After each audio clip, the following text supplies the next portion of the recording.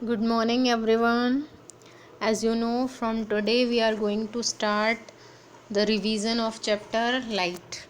And here we skipped the chapter Sources of Energy because now it is a very short chapter after the deleted topics.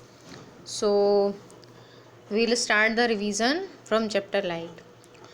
And in this chapter light as you know already that जो chapter light है उसमें जो topics हैं those are mix type of topics. उसमें आपको theory के questions भी मिलेंगे और जहाँ से उस चैप्टर की स्टार्टिंग है उसमें मोस्टली थ्योरी है, क्योंकि आपको सबसे पहले तो लाइट से रिलेटेड बेसिक कॉन्सेप्ट्स पढ़ने हैं, क्योंकि लाइट चैप्टर में लाइट से रिलेटेड कॉन्सेप्ट्स हैं। लाइट के बाद आता है आपका मिरर का पोर्शन। मिरर के साथ में ही फिनोमेना जो एसोसिएटेड है दैट इज़ रिफ्लेक्शन। तो मिरर के टाइप्स आपको स्टडी करने हैं, रिफ्लेक्शन का फिनोमेना स्टडी करना है, उसके लॉज स्टडी करने हैं। उसके बाद इसी में क्योंकि जो चैप्टर है that is light reflection and refraction, तो रिफ्रैक्शन का फिनोमेना जो है that is through lens and prism. तो दोनों आपको स्टडी करने हैं। थोड़ा सा पोर्शन इसमें डिलीटेड है बट बहुत ज़्यादा नहीं है। तो आपको क्या करना है, सबसे पहले तो ये चीज़ माइंड से निकाल देना है ऐसे चैप्टर्स में जैसे लाइट है, ह्यूमन आई है, कि इसमें हमारा डिलीटेड पोर्शन में जो है वो हमें स्टडी नहीं करना है, क्योंकि बहुत सारी चीज़ें लिंक्ड हैं एक दूसरे से। तो अगर आप डिलीटेड टॉपिक्स छोड़ते हैं तो नेक्स्ट वाला टॉपिक आपको समझ नहीं आएगा और रटना पड़ेगा। तो that is very tough for you. इसलिए बेटर होगा कि एक बार एक चीज़ को पढ़ लें, भले ही वो डिलीटेड टॉपिक में है। सोर्सेज ऑफ एनर्जी में ऐसा नहीं है, क्योंकि वो थ्योरी वाला चैप्टर है और उसको आपको टॉपिक स्किप करके पढ़ने में कोई प्रॉब्लम नहीं होगी। तो यहाँ पर जो चैप्टर हम करेंगे लाइट, तो लाइट में सबसे पहले, वो मैंने कई बार आपसे कहा है कि आपको रिवीजन में दिक्कत इसीलिए आती है कि आप चैप्टर को प्री स्टडी नहीं करते हैं। प्रैक्टिस सेट कभी भी डायरेक्ट स्टार्ट नहीं होता है। प्रैक्टिस सेट स्टार्ट करने से पहले चैप्टर के सारे टॉपिक्स आपके माइंड में होना चाहिए, ताकि आपको याद आ जाए कि इसका आंसर ये है।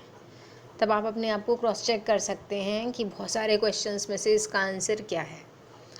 तो सबसे पहले हम हाफ चैप्टर को स्टडी कर रहे हैं, यानी कि अभी आपको कॉन्सेप्ट पता होना चाहिए रिफ्लेक्शन के और मिरर्स के।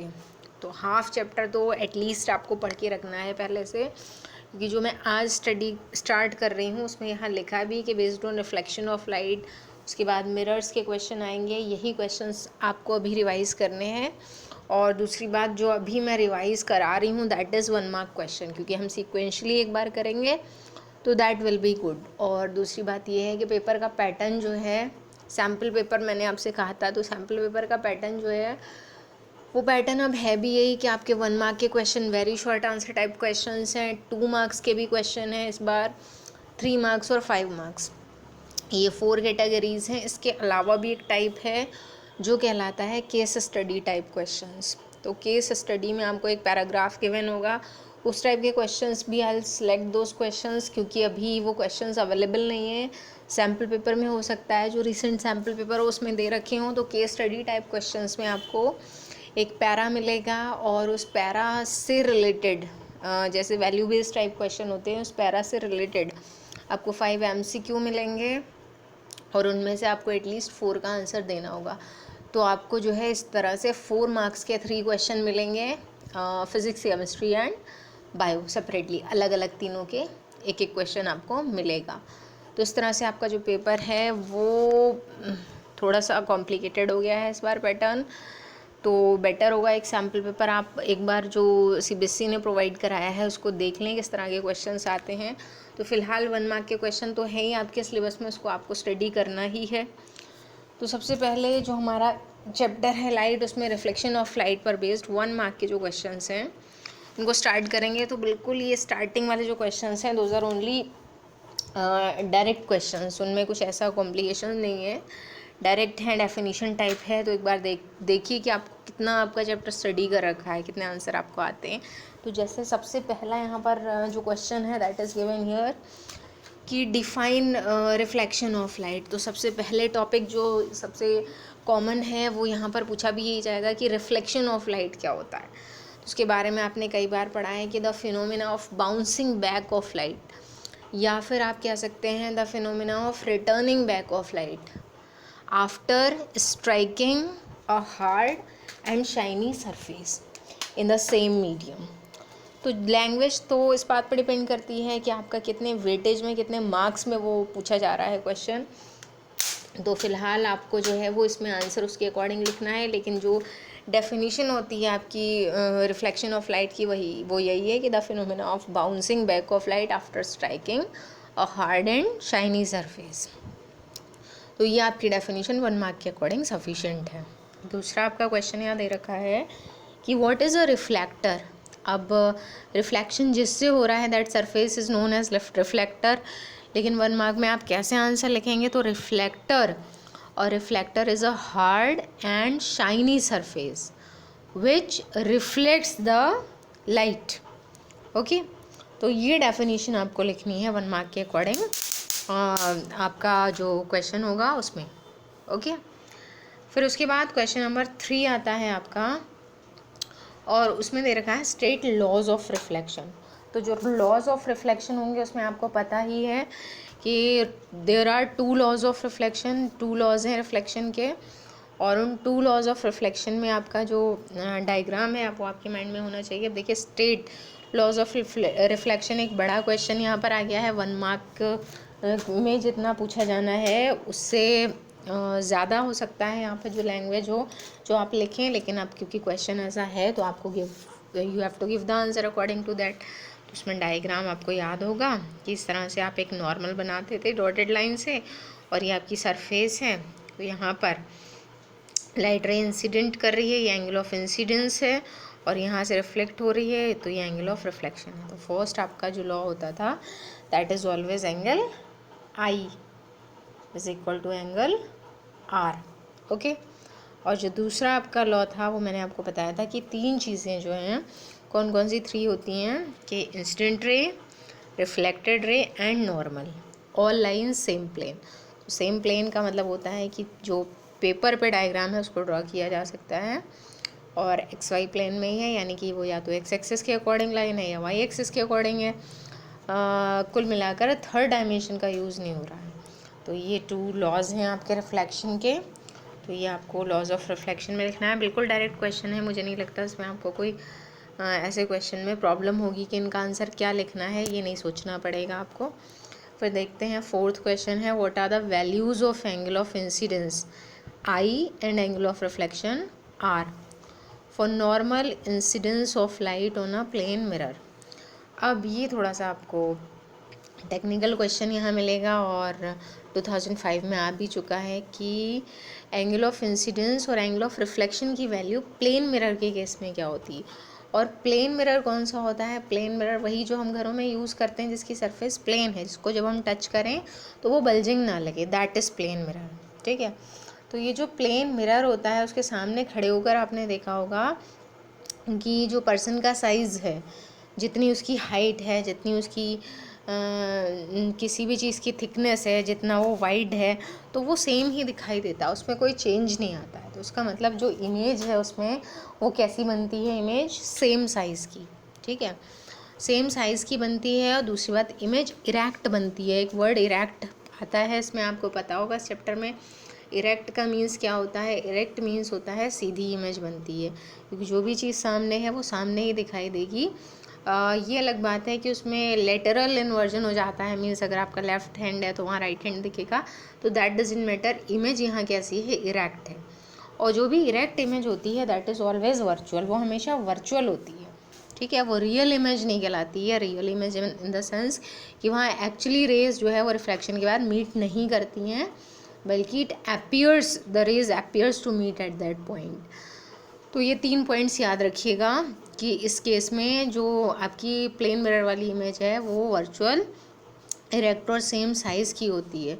तो एंगल आई और एंगल आर के लिए क्या रिलेशन होगा? तो यहाँ पर एंगल आई, अब एक डायग्राम से मैं दिखा दे रही हूँ कि इस तरह से आपने पढ़ा था कि यहाँ पे रे इंसिडेंट हो रही है, यहाँ से रे रिफ्लेक्ट हो रही है। तो अगर नॉर्मल से कोई एंगल बनाती हुई रे इंसिडेंट या रिफ्लेक्ट होती है तभी उसका जो है वो रिफ्लेक्शन अलग डायरेक्शन में दिखाई देता है कि रे यहाँ आ रही थी और यहाँ जा रही है। लेकिन अगर नॉर्मल की डायरेक्शन में आती है तो नॉर्मल की डायरेक्शन में ही वापस चली जाती है और रे अलग से विजिबल नहीं होगी। तो प्लेन मिरर के केस में बिल्कुल यही होता है कि जो रे है वो हमेशा परपेंडिकुलर टू द सरफेस होती है, यानी कि नॉर्मल की अलोंग होती है। तो यहाँ एंगल आई और एंगल आर दोनों बराबर होते हैं और कितने होते हैं, 0। Okay, so angle i is equal to angle r is equal to 0। तो दो आंसर यहाँ आपको मिल गए, एक तो ये एंगल वाला और दूसरा की जो इमेज बनाता है प्लेन मिरर वो कैसी होती है। उसके बाद आपका क्वेश्चन नंबर 5 आता है कि what is real image. Real image क्या है? तो रियल इमेज के बारे में आपने पढ़ रखा है कि when the rays after reflection meet at a point या फिर meet at focus then the image will be real.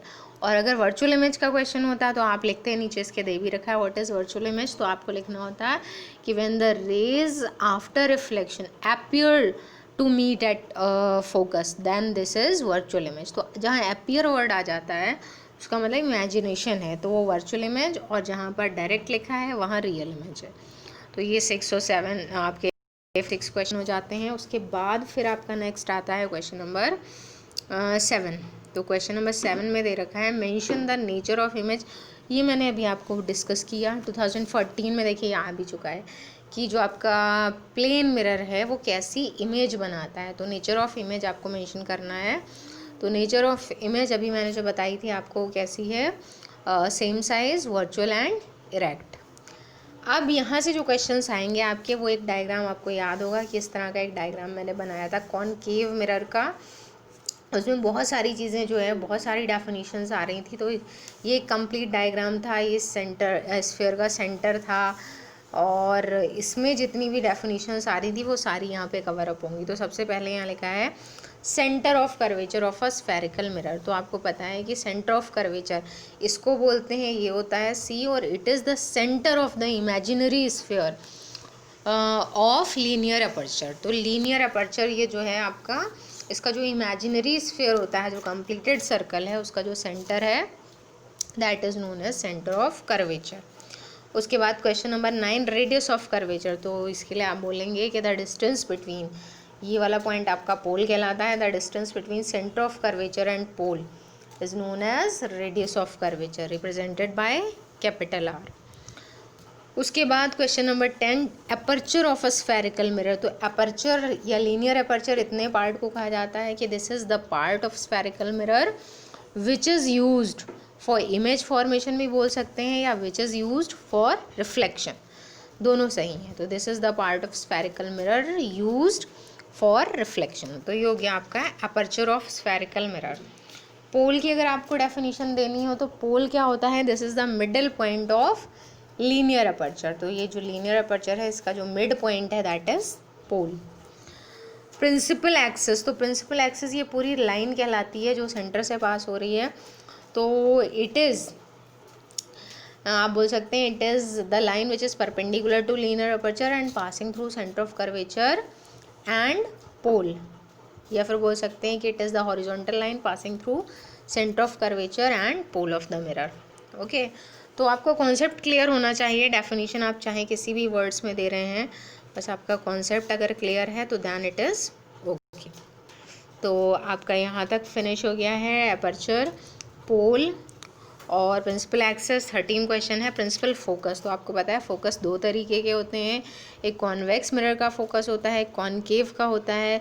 तो जो कॉनकेव का फोकस होता है उसमें आपको पता है कि जो रेज़ हैं वो रिफ्लेक्शन के जस्ट बाद में एक पॉइंट पे मीट करती हैं इस तरह से, और जो आपका कॉन्वेक्स का फोकस होता है उसमें रेज अपीयर टू मीट। तो यहाँ पर आपको क्या बताना है, अगर आप कॉनकेव का डिफाइन कर रहे हैं तो it is the point where the rays after reflection meet. Okay, तो ये हो गया आपका कॉनकेव का प्रिंसिपल फोकस। और अगर आप कॉन्वेक्स का डिफाइन करेंगे तो आपको पता है कॉन्वेक्स का डायग्राम थोड़ा इस तरह का होता है। उसमें अगर रे ऐसे जा रही है तो रे ऐसे जाने के बाद फिर इस डायरेक्शन में वापस जाएगी। तो यहाँ पर आपको इमेजिन करना पड़ेगा एक पॉइंट है। तो इस केस में आप बताएंगे कि it is the point in case of convex mirror where the ray after reflection appear to come from, तो जिस पॉइंट से आती हुई दिखाई देती है वो कॉन्वेक्स मिरर का प्रिंसिपल फोकस होगा। फोकल लेंथ कौन सी डिस्टेंस होती है, तो it is the distance between principal focus and pole. तो ये बहुत बेसिक डेफिनेशंस हैं, ये आपने पढ़ी भी हैं इस डायग्राम के अंदर। तो यहाँ तक हमारा 15 क्वेश्चन तक फिनिश होता है। From next turn we will start again from here. Okay, thank